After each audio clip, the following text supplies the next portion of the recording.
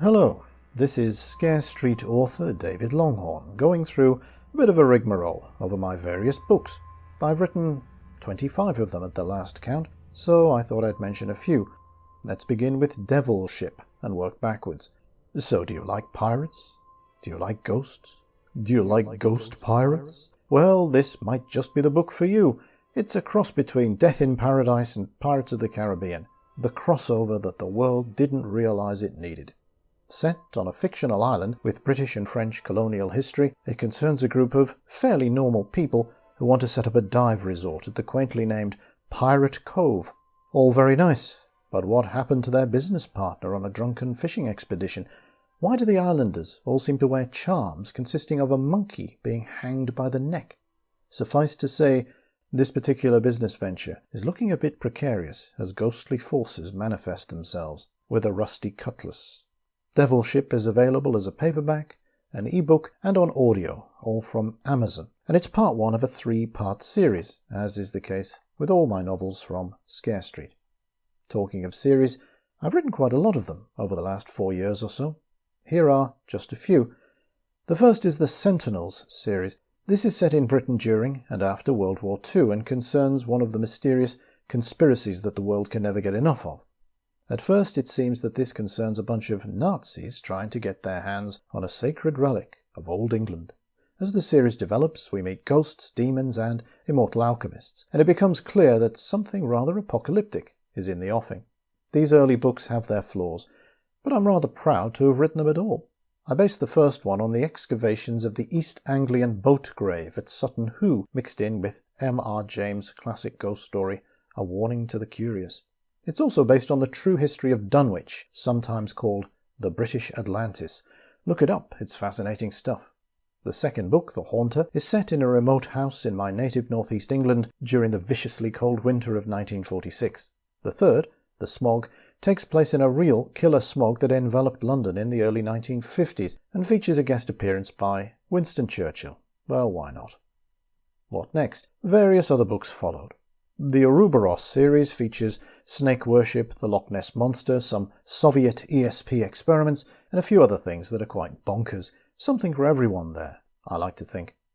The Dark Isle series is about a terrible entity, an elemental, that features in a ghost story by an Edwardian author called Montague Summerskill, story within the story. A modern American academic decides to write a paper on Summerskill's work, little realizing that the basis of his story, entitled The Dark Isle, is all too real. Wackiness ensues in a story based on, you guessed it, a classic by M.R. James, Casting the Runes. This is one of my favourite series, because it was fun to write, or at least that's how I remember it. At the time I was probably chewing the furniture and resolving never to write anything ever again, because that's how I roll. It's a common writer thing, imposter syndrome and all that. Anyway, if you're looking for a fun read involving demonic forces, mysterious monks, a remote island, and sinister stuff in the beautiful university town of Cambridge, look no further.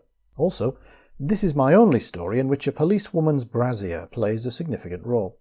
Another familiar theme of the traditional ghost story is a haunted church or cathedral, and I gave that one my best shot in the Wearmouth series. Wearmouth is a fictional northeastern town with a splendid medieval cathedral, but the cathedral's majestic tower was created with the help of dark arts. Here I nod to Walter Delamere, Robert Westall, and of course Monty James yet again. This one asks the perfectly reasonable question, if angels and demons exist, what might they get up to when pesky mortals start messing around and summoning them? Wearmouth is based loosely on my hometown of Sunderland, combined with the city of Durham, which has the best cathedral in England. What next? I know, shape-shifting mind-reading monsters that replace your children.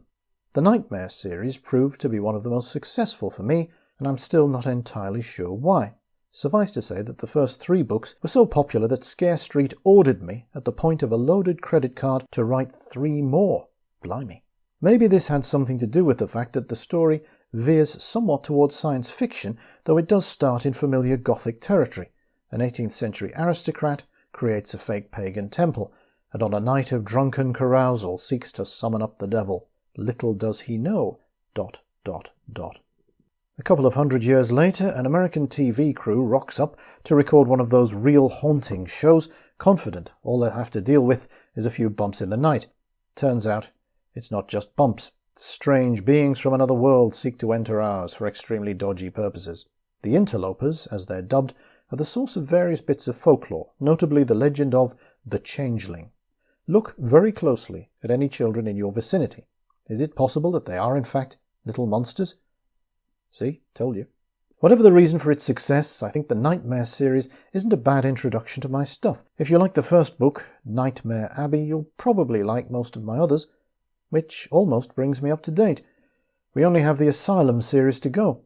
Asylums are a massive cliché in horror fiction, which is partly why I wanted to tackle a subject that usually sees a bunch of daft teenagers breaking into an old building and getting massacred. I decided to have the long-disused asylum converted into luxury housing instead. The Asylum series is arguably bleaker than my other work, as befits the subject matter. Often, when you write a story, there has to be one central incident, a key fact that everything else pivots around. In this case, it's the treatment of women by the medical profession. Back in the good old days, in England, an unmarried woman who got pregnant could, and often was, classified as mentally ill and sent for psychiatric treatment. She was considered to be morally depraved. It's also, sadly, the case that in some psychiatric facilities, doctors conducted unethical experiments on patients, using unproven and downright cruel treatments. As I said, this one is pretty dark. Talking of darkness, what about Terror in the Shadows? That's the title of a series of horror anthologies from Scare Street. I write at least one short story a month for these books. If you feel like sampling my work for free, along with the stories of other excellent Scare Street authors, check out special deals. At least one collection of stories, which I'm in, is available as a free ebook at any one time. What are these stories about? Oh, the usual. Vampires, serial killers, viruses from space, tentacled creatures luring people to their doom, taxidermy, that kind of thing. Good, clean fun. Right, gentle reader. That's a bit about me, and your humble author of spooky fiction for Scare Street is signing off. I hope that enlightened all seekers after truth, or at least that it wasn't too dull. Now, after all that horror, here are some kittens.